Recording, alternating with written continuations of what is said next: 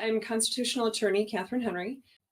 It is with a heavy heart that I'm going to give you my take on the new petition that has come out. So all of this goes to one conclusion, right?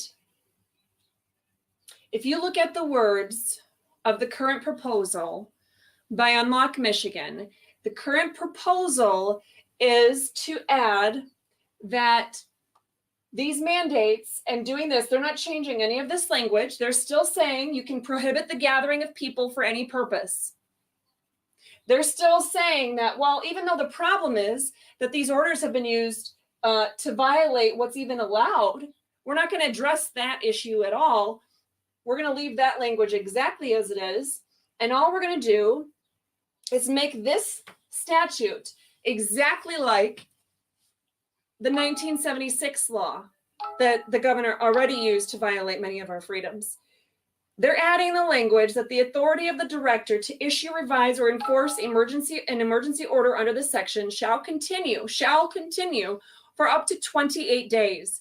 After 28 days, an emergency order is automatically rescinded and unenforceable unless a request by the director for an extension of time to issue, revise, or enforce an emergency order for a specific number of days is approved by resolution of both houses of the legislature. And they're proposing that language change in both of these statutes. So they're saying it's okay for the health department to require all of this stuff and do what they've been doing as long as it's only for 28 days. So according to the statutes we have on the books, the governor has her crack at 28 days with the 1976 Emergency Management Act. Then her employee, right, her Department of Health and Human Services director can then continue her dirty work through MCL 333.2253 to issue statewide orders for up to 28 days with this change, proposed change. And then if they were smart, then they would say, well, they're going to wait for the local health departments to issue their orders until these ones expire if the legislature doesn't extend them. So without any cooperation with any other level of government, without any cooperation with the legislature whatsoever, without any consent of the people, and without any care for what the Constitution requires, our government, through the 1976 law and then MCL 333.2253 and then 333.2453 can, through the governor, then MDHHS, then local health departments, have 84 days. That means for 84 days, the government, just the executive branch, can control us and continue to require contact tracing, possibly microchipping in the future, COVID vaccines, flu vaccines, masks, social distancing, temperature checks.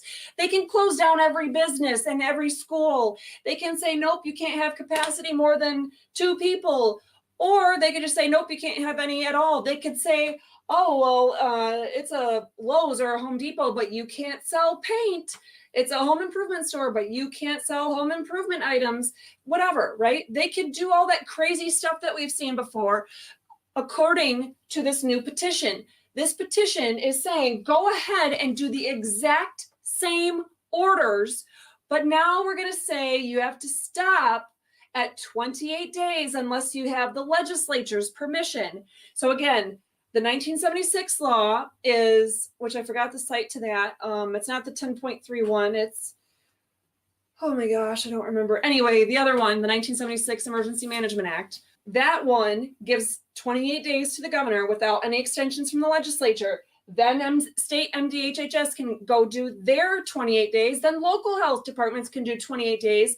And so you have 84 days where the executive branch can require us to do all of these things. What good is that kind of a petition? But anyway, so I hope I made my point with that.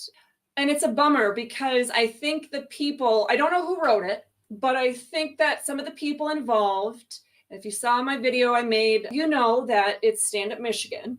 I really believe that Tammy Clark and Jeff Simpson and certainly Kristen Megan and whoever else might be on their board or part of their organization, I really believe that they really do want to fight for freedom, and at this point have been given bad advice. So it's a bummer. I guess I'll put it that way. It's a bummer because I would love to have something that could be a joint effort that we could join forces and, like, can you imagine? Could you imagine if every single volunteer, that the thousands that we had with Restore Freedom last year and the thousands that they had with Stand Up Michigan last year, if all of those volunteers saw the organizations fighting for the exact same petition or whatever it is, if it was a petition, could you imagine how quick we could get whatever the requirement was for signatures? That would be record breaking. That would be phenomenal. That would be the kind of thing that we would inspire people all over the country to get off their tushes and stop expecting somebody else to fix their problems, to stop expecting some other freedom fighter, attorney, doctor, whoever, to do all the dirty work. That would inspire people to get up and say, it's we the people that need to take back our government, take back our country, and defend our freedom that God gave us. That's something I'm hoping will still happen someday. And I know that my publicly portraying my opinion of their petition is, going to cause some problems with that budding friendship that we have, but it's the truth. And so do I want you to write off Stand Up Michigan just because of that? If you have some sort of other issue with Stand Up or, whatever else is going on there, that's something distinct. But don't say that organization is, or the people in the organization are automatically worthless just because the petition is not going to help us. Don't do that. Definitely not on my account. How should it be written? I mean, is it possible to rewrite it? What the petition should do is, what they did with the 1945 law?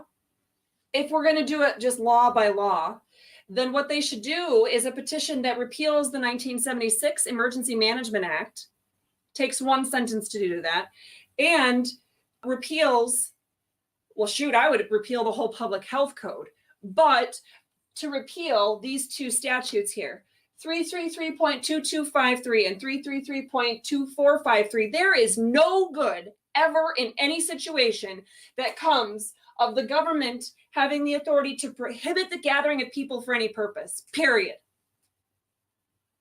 And there's no reason to have a law that says you can enforce other laws. Why? So certainly the stuff in the middle, we're just ensuring public health services. That doesn't even need to be a statute. But if somebody was going to keep this part of the statute, they'd have to clarify for those in government that don't know how to read, that a service is an optional thing that the people can determine for themselves if they want to utilize or not. So mandates are a no-go when it's a service.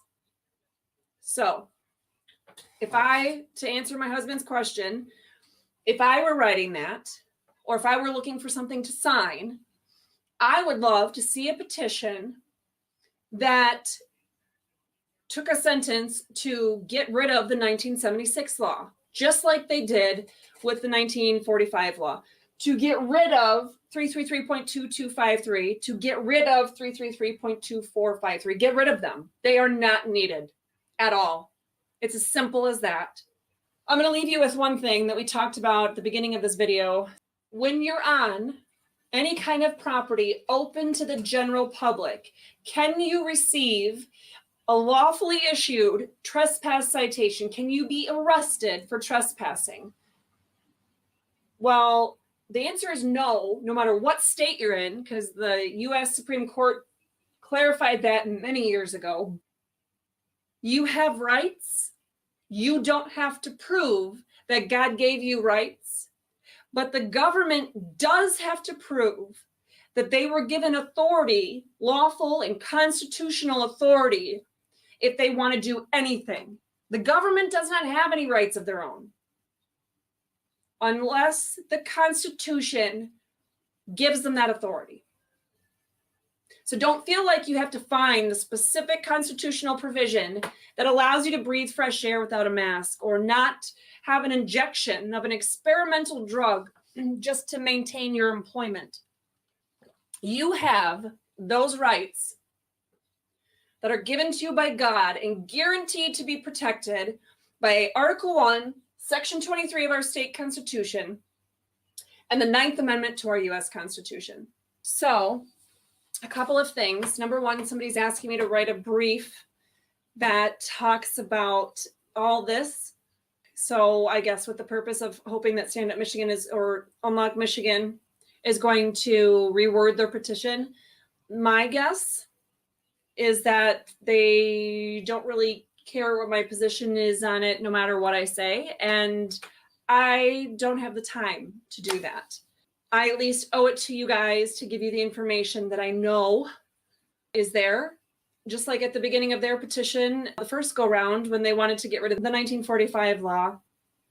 And I was telling people way back last April, May, June, July, you name it, getting rid of the 1945 law is not going to solve our problem. And unfortunately, a few thousand people, too many, did not heed my warning until the Supreme Court declared that law unconstitutional on October 2nd. And then the governor started using the public health code, which I have been warning people was a problem. Again, these are not our only problems. There are many statutes that are a problem, which is why I wrote the Restore Freedom Constitutional Amendment petition. And wouldn't that be something if Stand Up Michigan, Unlock Michigan, whatever, I don't care who, if they wanted to use all their resources, because they've got a lot more. So if they could use those funds and those resources to be able to get something like even the Restore Freedom petition, if they wanted to take it and run with it and slap the Unlock Michigan or Stand Up Michigan name on it, that's fine with me. I would still be totally happy to argue in defense of that at any event or in any court, knowing what certain individuals in government power right now would do to fight it. But I would definitely take on that task, no matter whose name is on it. That would be my hope. But at the very least, I'm hoping that enough people can ask them to reword it or address it so that these statutes are really corrected. Because again, we're so much focused on the here and now, and like, I want it now. It has to be, this immediate society, right? Our devices have to go quicker. Our phones have to be quicker. We have to have on-demand TV. We have to have oil changes that are quicker. It doesn't matter. Everything's quick, right? And we're doing more with our day, which can be good, but it can be bad. And we want to make sure that we're not only addressing the problem that exists in the here and now, but what about the next pandemic? And I don't say that lightly. I mean, COVID exists. I've seen and I've talked to medical experts that have explained in precise medical detail that I don't fully understand about what those molecules and spores look like. I get it. It's real, but we're going to experience many other things like this going forward. And we already have, whether it's the bubonic plague or whether it's SARS or whether it's, HIV or, COVID or anything. The EEE was a big thing in Michigan a year and a half ago.